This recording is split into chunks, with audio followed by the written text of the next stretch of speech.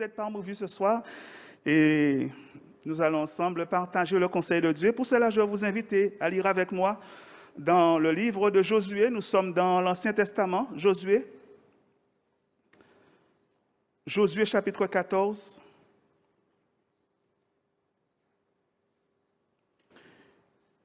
Et nous allons lire à partir du verset 6.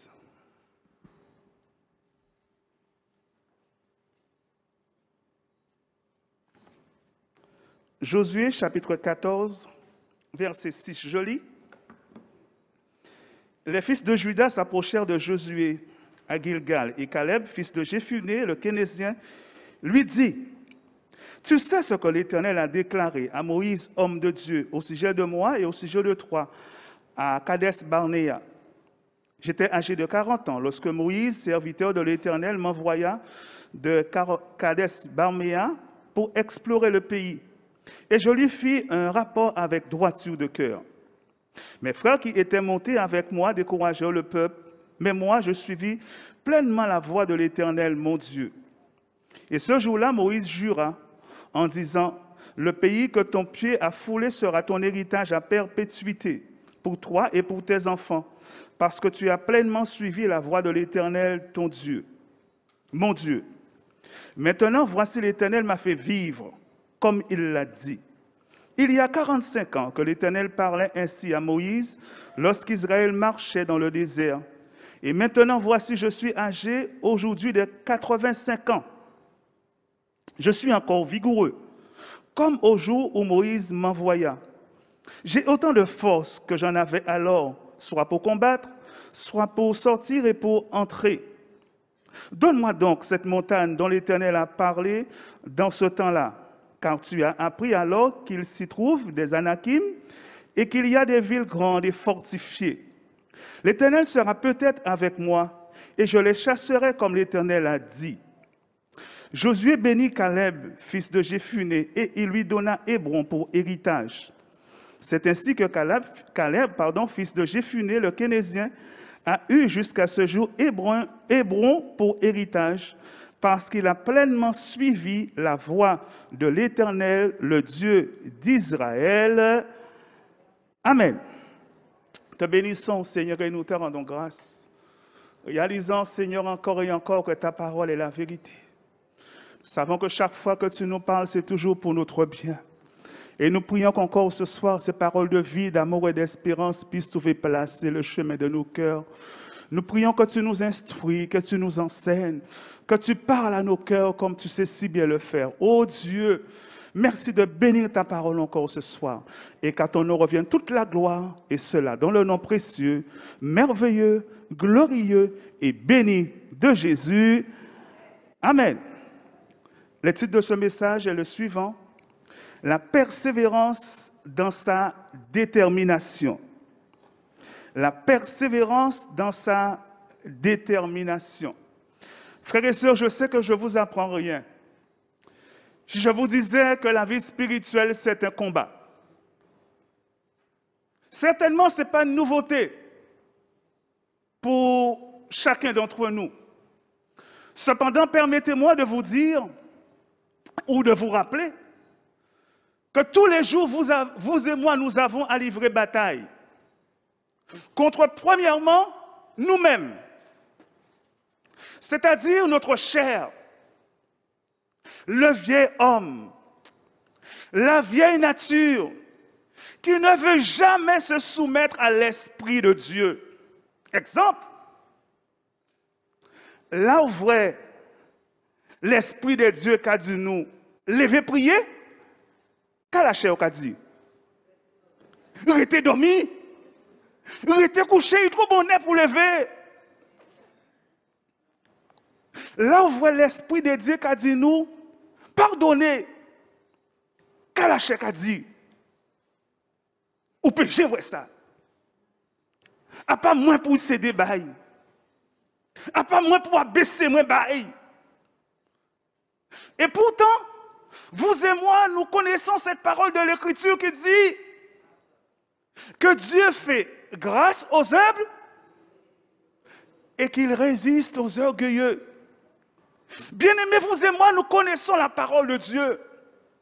Mais nous avons le plus souvent du mal à se soumettre à ce que l'Esprit de Dieu nous dit et nous recommande de faire. La parole de Dieu, c'est bien de la connaître. Mais ce qui est important pour Dieu, c'est la mise en pratique de cette parole. Amen. Ce qui est important pour Dieu, ce n'est pas seulement de la connaître. Béni soit Dieu pour nous qui la connaissons. Mais ce qui est important pour Dieu, c'est la mise en pratique de cette parole. Amen. Donc, je disais que nous devons livrer bataille premièrement contre nous-mêmes et nous devons livrer bataille également contre l'ennemi de notre âme, contre Satan, le diable, qui veut à tout prix nous reprendre sous son autorité. Et cela jusqu'à la fin de notre pèlerinage ici-bas. J'aimerais vous dire ou vous rappeler, frères et sœurs, que le diable, il a deux objectifs. Son premier objectif, c'est de garder tous ceux et toutes celles qui sont sous son autorité.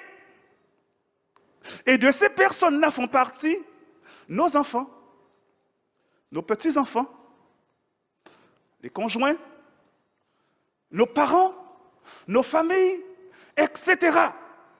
Ces personnes-là, le diable veut les garder sous son autorité. Ça, c'est son premier objectif. Le deuxième objectif du diable, c'est de reprendre par toutes sortes de ruses, par toutes sortes de pièges, par toutes sortes de tentations, par toutes sortes de séductions, ceux et celles qui ne sont plus sous son autorité, dont vous et moi, nous faisons partie. Le diable fera tout, frères et sœurs, pour nous reprendre. Mais ce qui est important pour nous, c'est garder les yeux fixés sur Jésus. Amen. Garder les yeux fixés sur Jésus et faire tout, frères et sœurs, pour que jusqu'au bout, vous et moi, nous puissions persévérer. Amen. Car le Seigneur a dit, et il l'a rappelé, il a souligné, c'est celui qui persévérera jusqu'à la fin qui sera sauvé. Amen. Frères et sœurs, c'est pour cela que vous et moi, nous sommes exhortés à la persévérance dans notre détermination avec Dieu et pour Dieu. Car il ne suffit pas de commencer, de prendre le départ avec Jésus, mais il faut aller jusqu'au bout. Il nous faut de l'endurance, frères et sœurs. Malgré les luttes, malgré les combats, malgré les épreuves auxquelles vous et moi, nous sommes confrontés, nous sommes amenés à aller jusqu'au bout. Moi, je dis Amen. C'est une réalité, frères et sœurs. Et ce soir, j'aimerais encourager peut-être un frère, une sœur qui passe par des moments difficiles et lui dire ceci. Dieu est fidèle. Au cas où, mon frère, ma sœur, tu as du mal peut-être à te rappeler cette réalité, j'aimerais te dire que Dieu est fidèle et que Dieu est bon et que Dieu n'abandonne jamais ses enfants. Donc c'est pour ça que frère, moi, avait dit Tchébered. C'est moi, avait dit Tchébered, pas molli. Même si le combat est difficile, Tchébé par la guerre. Jésus est fidèle. Il est celui qui prend soin de chacun de ses enfants. Et j'aimerais pour vous ce soir vous donner un verset d'encouragement. Nous allons lire ce qui nous est dit dans le psaume 37, pardon. Le psaume 37 et le verset 25. Psaume 37, verset 25. Il nous est dit ceci. Le psaume 37 et le verset 25. 25, mon frère. David qui parle et qui dit, « J'ai été jeune,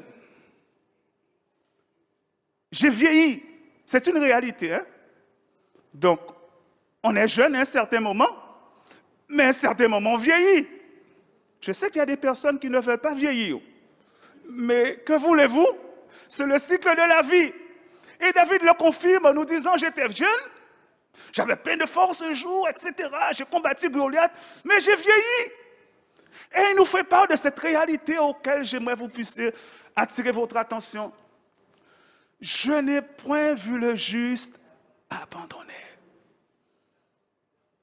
ni sa postérité mendiant son pain. Je n'ai jamais vu le juste abandonné. L'Éternel n'abandonne jamais ses enfants. Frères et sœurs, vous et moi, c'est nous les justes en Jésus-Christ. Est-ce que je vous rappelle quelque chose ou est-ce que je vous apprends quelque chose? Je vous rappelle quelque chose. Nous sommes d'accord. Nous sommes les justifiés en Jésus-Christ.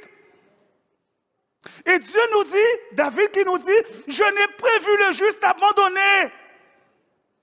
Mais non seulement le juste n'est pas abandonné, mais ni sa postérité mendiant son pain, c'est-à-dire les enfants de ses enfants. Dieu est celui qui prend soin de nous. Et il est celui qui prend soin de nos enfants et de nos petits-enfants, etc. Amen. Bien-aimés, ce sont des paroles sur lesquelles nous devons nous appuyer. Amen. Dieu est fidèle pour non seulement nous garder, mais pour garder également nos familles après nous, même quand nous ne serons plus là. L'apôtre Paul, à la fin de son pèlerinage ici-bas, nous a laissé ces paroles pleines d'enseignement, pour chacun de nous. Il nous dit ceci dans 2 Timothée, le chapitre 4, le verset 7. 2 Timothée, c'est un verset que nous connaissons, j'aimerais juste m'arrêter un instant dessus. 2 Timothée, le chapitre 4, le verset 7. J'ai combattu le bon combat. J'ai achevé la course. J'ai gardé la foi. J'ai combattu le bon combat. Bien-aimé, la vie de cet homme n'a pas été de tout repos. Cet homme, il a connu des moments, des périodes difficiles. Mais pourtant, ce qui est important, il a tenu bon. Jusqu'au bout, il est resté fidèle à Dieu. Et il pouvait dire ces paroles pleines d'enseignement pour chacun de nous. J'aimerais vous donner juste un exemple par rapport à ce qu'il a enduré. Dans 2 Corinthiens, le chapitre 11, et on va lire juste le verset 24 et 25. 2 Timothée, chapitre 11, versets 24 et 25. 2 Corinthiens, chapitre 11, versets 24 et 25. Autant pour moi. Voilà ce qu'il a enduré. 7 fois, j'ai reçu des Juifs 40 coups moins 1. Verset 5. 3 fois, j'ai été battu de verges. 1 fois, j'ai été lapidé. 3 fois, j'ai fait naufrage. J'ai passé 1 jour et 1 nuit dans l'abîme, etc. Si vous lisez la suite de ce récit, vous allez voir qu'il a encore enduré des choses. Mais ce qui est important, frères et sœurs, c'est qu'il est resté fidèle à Dieu. Son cœur est resté attaché à Dieu. Frères et sœurs, quel exemple pour nous, chrétiens du 21e siècle. Car bien souvent, il ne faut pas grand-chose pour nous décourager. Il ne faut pas grand-chose pour nous faire baisser les bras et continuer à servir le Seigneur. Bien-aimés, c'est une réalité que je suis en train de vous dire. Bien-aimés, je le dis à notre honte, nous sommes si prompts à baisser les bras, à nous relâcher, à lâcher les armes parfois à cause d'une parole mal placée, d'un comportement équivoque, d'une situation difficile auquel nous sommes confrontés. Pourtant, le Seigneur Jésus est avec nous, dans les bons comme dans les mauvais jours. Amen. Il est avec nous, le Seigneur, dans les bons comme dans les mauvais jours. Il est celui qui nous a fait la promesse d'être avec nous tous les jours. Et jamais Dieu ne délaisse ceux et celles qui se confient en lui. Amen. Jamais il ne délaisse ceux et celles qui se confient en lui. Amen. Et Dieu est pour nous un refuge, un secours qui ne manque jamais dans la détresse. Alléluia. Bien-aimé, Dieu est fidèle. Alléluia. Et vous et moi, nous sommes amenés à lui rester fidèles. Quels que soient les temps, quelles que soient les circonstances. Même si les choses sont difficiles, et je sais que certainement pour beaucoup d'entre nous, les choses sont difficiles. Mais ce qui est important pour nous, c'est que nous avons pris le départ avec Jésus et sa volonté, c'est que nous puissions aller jusqu'au bout avec lui. Amen. Ça, c'est important et ça, c'est à toujours prendre en considération. Nous allons revenir à notre texte de base et considérer ensemble le verset 6. On va revenir à Josué, le chapitre 4.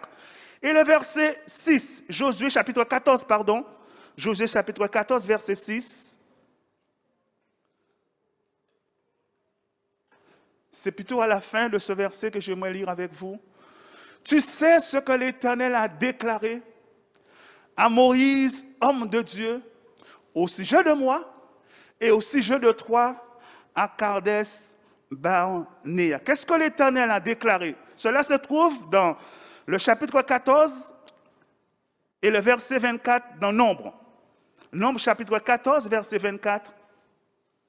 Voilà ce que Dieu avait déclaré. Et parce que mon serviteur Caleb a été animé de notre esprit et qu'il a pleinement suivi ma voie, je le ferai entrer dans le pays où il est allé et ses descendants le posséderont. Caleb, il est en train de rappeler à Josué, frères et sœurs, ce que l'Éternel a déclaré. Et je m'empresse de dire, frères et sœurs, que l'Éternel est celui qui tient parole. L'Éternel est celui qui tient parole. Ce que sa bouche dit, sa main l'accomplit. Amen. Vous savez, frères et sœurs, les hommes font des promesses. Et surtout en cette période électorale. Les hommes font des promesses. Mais j'aimerais vous dire, frères et sœurs, que les hommes n'ont ni le pouvoir, ni la capacité de tenir leurs promesses. Vous savez pourquoi? C'est parce que tout dépend du temps et des circonstances. Pour les hommes, tout dépend du temps et des circonstances. Nous sommes en train de traverser une épidémie qui fait encore et encore des ravages. Mais j'aimerais vous dire que personne n'a vu venir cela, excepté Dieu. Pourtant, ils ont fait des projets.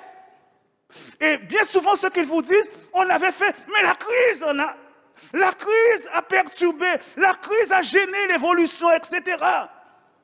Pourquoi? Parce que tout dépend du temps et des circonstances. En revanche, lorsque Dieu nous fait une promesse, lorsque Dieu nous fait des promesses, il a le pouvoir et la capacité de tenir toutes ses promesses. Vous savez pourquoi? C'est parce que Dieu, lui, il est maître du temps et des circonstances. Si pour les hommes, tout dépend du temps et des circonstances, pour Dieu, il est le maître du temps et des circonstances. Amen. Rien ne lui échappe. Regardez ce que nous dit le psaume 33. Le psaume 33 et le verset 9. Le psaume 33 et le verset 9, il nous est dit ceci. Car il dit, et la chose arrive, il ordonne, et elle existe. Ça, c'est Dieu. Alléluia. Rien ne lui est impossible. Ce qui est impossible aux hommes est possible à Dieu. Alléluia. Il est le Dieu fidèle. Alléluia. Et parlant de projet, regardez ce que le Proverbe, le chapitre 19 et le verset 21 nous dit. Proverbe chapitre 19 et le verset 21. Il y a dans le cœur de l'homme beaucoup de projets, mais c'est le dessein de l'Éternel qui s'accomplit. Amen.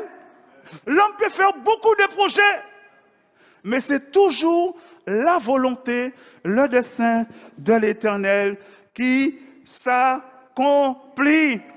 Amen. Car assurément pour chacun, frères et sœurs, Dieu a formulé des projets. Et j'aimerais juste lire ce verset que nous connaissons avec vous dans Jérémie, le chapitre 29 et le verset 11. Jérémie, chapitre 29, verset 11. C'est un verset que nous connaissons, mais j'aimerais juste le lire avec vous. Car je connais les projets que j'ai formés sur vous. Je connais, moi, l'Éternel, les projets que j'ai formés sur vous. Et il nous fait part de quel projet il a formé sur chacun de nous. Projet de paix et non de malheur, dans le but de vous donner un avenir et de l'espérance. Mon frère, ma soeur, je ne sais pas quels sont les projets de Dieu pour toi. Mais j'aimerais te dire ce soir que les projets de Dieu, les projets de Dieu à ton égard vont se réaliser en son temps. Alléluia. Pourquoi? Parce que Dieu est celui qui tient parole.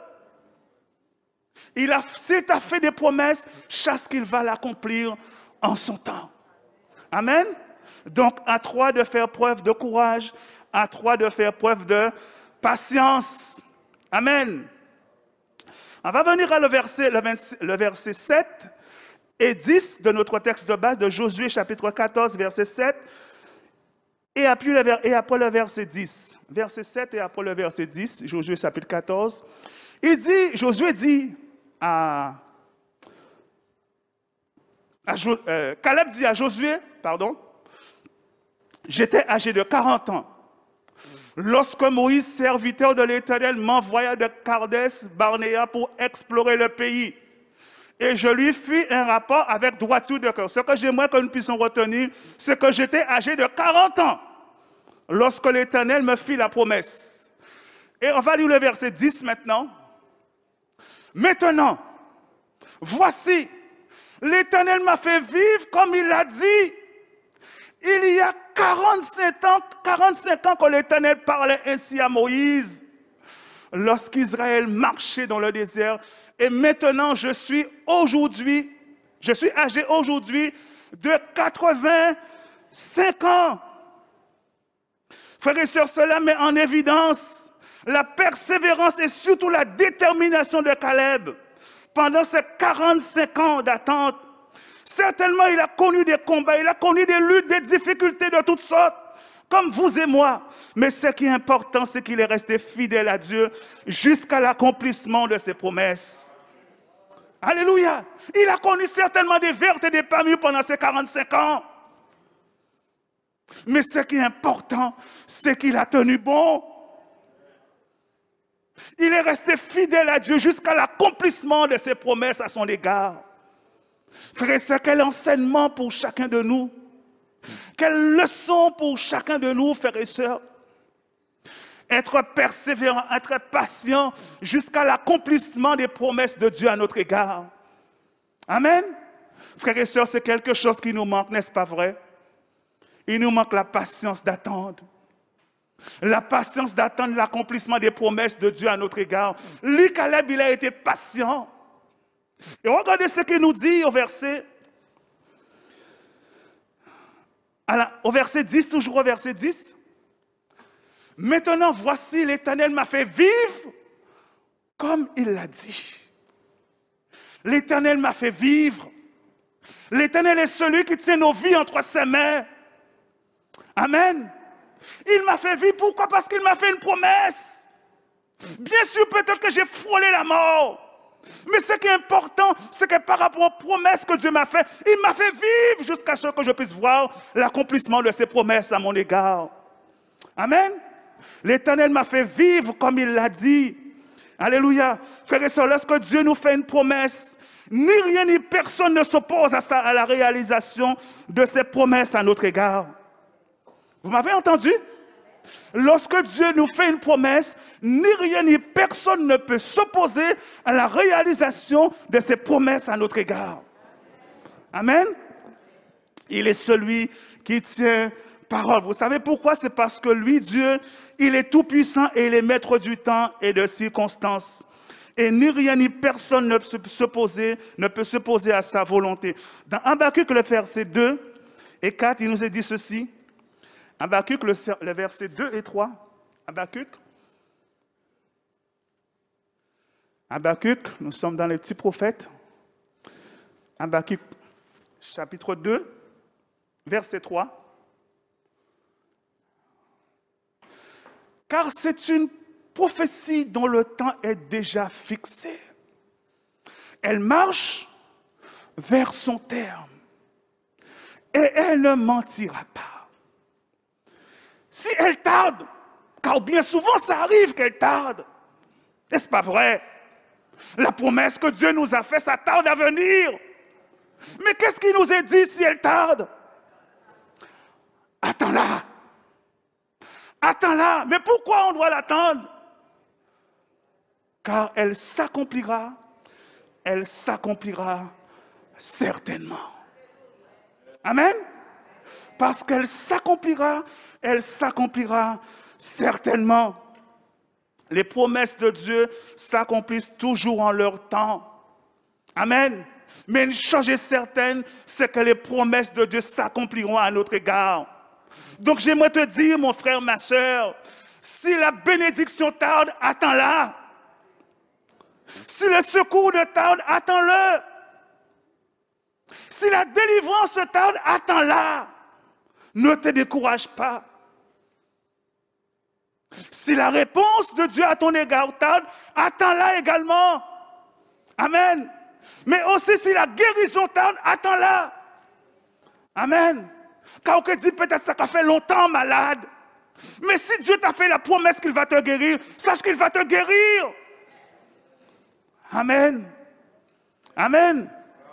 Car il est fidèle pour accomplir toutes ses promesses à notre égard. Amen. Surtout ne te décourage pas, mais fais-lui confiance. Amen. Le verset 11 nous dit ceci, on va revenir à notre texte de base.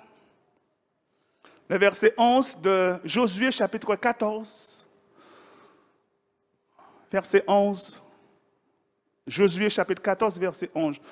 Je suis encore vigoureux, comme au jour où Moïse m'envoya.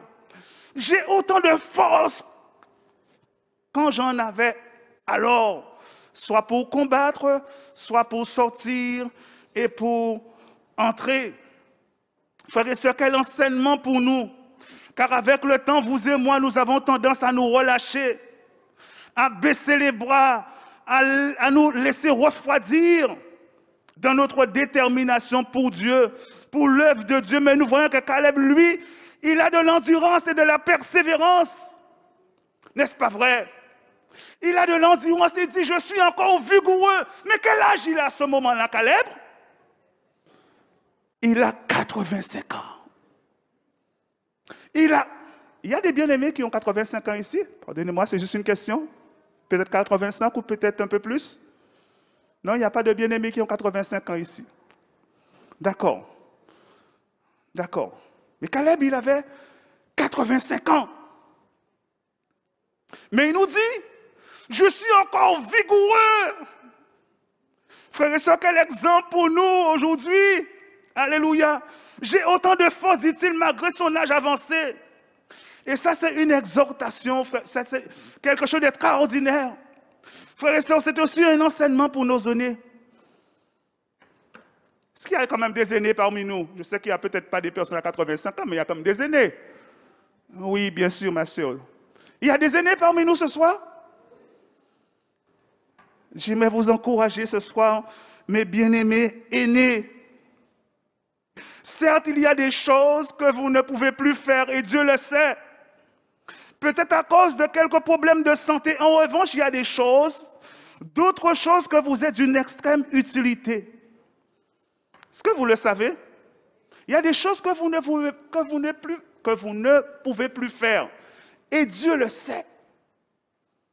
Mais il y a pour d'autres choses que, bien-aimés aînés, vous êtes d'une extrême utilité. Exemple. On va prendre l'exemple d'une personne. Dans Luc, le chapitre 2 et le verset 36 à 38.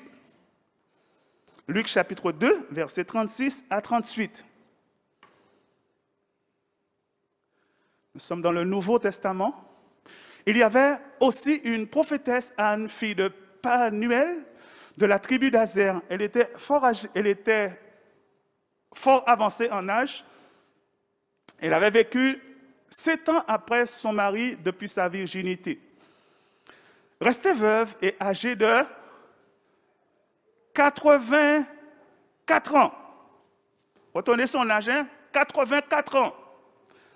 Elle ne quittait pas le temple et elle servait Dieu nuit et jour dans le jeûne et dans la prière.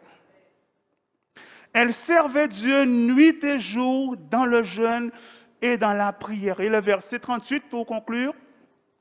Étant survenue, elle aussi à cette même heure où on présentait l'enfant Jésus, elle louait Dieu et elle parlait de Jésus à tous ceux qui attendaient la délivrance de Jérusalem. Elle parlait de Jésus. Non seulement elle était une femme active dans le jeûne et dans la prière, mais également au sein de l'évangélisation. Amen. Frères et sœurs, quel exemple pour nous, quel exemple pour nos aînés.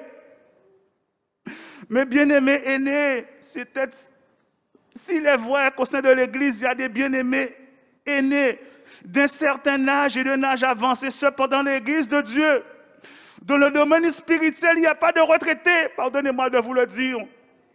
Dans le domaine spirituel, frères et sœurs aînés, il n'y a pas de retraités.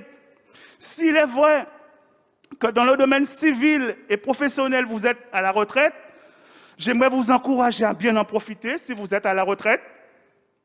Mais cependant, frères et sœurs, mes bien-aimés aînés, dans le domaine spirituel, lorsque le Seigneur nous embauche, c'est un contrat à durée indéterminée. C'est un contrat à vie, c'est-à-dire jusqu'à notre dernier souffle. Est-ce que vous m'avez bien compris? Est-ce que vous avez bien compris ce que j'ai dit? Si dans le domaine civil et professionnel, vous êtes à la retraite, moi je vous encourage à en profiter. Peut-être qu'il y avait des choses, il y a des choses peut-être que vous espérez faire, peut-être que quand vous travaillez, maintenant quand vous allez à la retraite, de que les choses qui ne sont pas contraires à la bienveillance, contraires à la parole de Dieu, vous pouvez le faire. Mais cependant, dans le domaine spirituel, vous ne serez jamais à la retraite. Vous m'avez entendu, cher aîné? Le contrat que Dieu a signé avec nous, que Jésus a signé avec nous, c'est un contrat à vie, jusqu'à notre dernier souffle. Amen. Vous savez pourquoi je dis cela? Frères et sœurs, c'est parce que le diable, notre ennemi commun, lui, il n'a pas de pitié pour les personnes âgées. Il n'a aucune compassion jusqu'au bout. Il fera tout pour vous faire lâcher la main du Seigneur. Est-ce que vous m'avez entendu, frères et sœurs aînés? Jusqu'au bout, l'ennemi de notre âme va faire tout pour vous faire lâcher la main du Seigneur. Donc, chers frères et sœurs aînés, être en activité spirituelle, c'est une garantie pour votre survie spirituelle. Vous m'avez entendu? Être en activité spirituelle, c'est une garantie pour votre survie spirituelle. Et j'aimerais terminer avec le verset 12. Le verset 12 de notre texte de base. Dans Josué chapitre 14, le verset 12, il nous est dit ceci, je vais lire. « Donne-moi donc cette montagne dont l'Éternel a parlé dans ce temps-là. Car tu sais, tu as appris alors qu'il s'y trouve des Anakim, qu'il y a des villes grandes et fortifiées. L'Éternel sera... » Il y a juste un mot qui me gêne. Il dit peut-être. Mais j'aimerais lire un autre verset. Alors, je finis de lire. L'Éternel sera peut-être avec moi et je les chasserai comme l'Éternel a dit. Mais il y a dans une autre version, la version français courant, il nous est dit, si le Seigneur est avec moi, je les chasserai comme il l'a lui-même annoncé. Frères et sœurs, si Dieu est avec nous, nous n'avons rien à craindre. Amen. Si Dieu est avec nous, vous et moi, nous n'avons rien à craindre. Si Dieu est avec nous, notre victoire est assurée.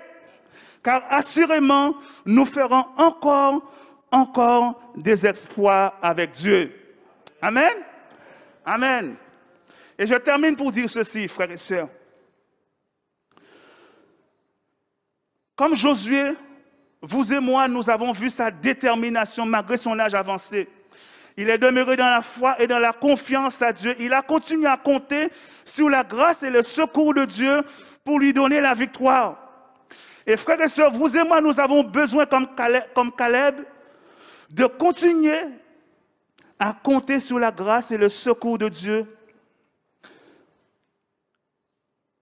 de lui faire confiance en toutes choses, mais aussi en toutes circonstances et recevoir en lui et par lui la victoire que vous et moi, nous avons besoin. Amen. Amen. Comme Caleb, nous avons besoin de compter sur la grâce de Dieu pour nous donner la victoire que vous et moi, nous avons besoin. Amen. Si l'Éternel est avec moi, je n'ai rien à craindre. Si l'Éternel est avec moi, je vaincrai, a dit Josué, a dit Caleb. Amen. Bien-aimé, Dieu est avec nous. Est-ce que vous savez que Dieu est avec nous? Amen. Emmanuel est son nom. Dieu est avec nous. Alléluia. Donc, dans nos combats, dans nos luttes, il est là, Dieu. Dans nos difficultés, Dieu est fidèle pour nous garder. Alléluia. Alléluia. Donc, frères et sœurs, je vous encourage à la persévérance dans votre détermination. Ne lâchez pas prise, mais tenez bon, car Dieu est fidèle. Alléluia. Il est fidèle pour nous accompagner sur le chemin de la vie. Malgré les combats, malgré les difficultés auxquelles nous sommes confrontés, j'aimerais vous rassurer, frères et sœurs, que Dieu est fidèle pour nous garder et pour donner la victoire dont nous avons besoin. Amen. Amen. Et Amen. Amen.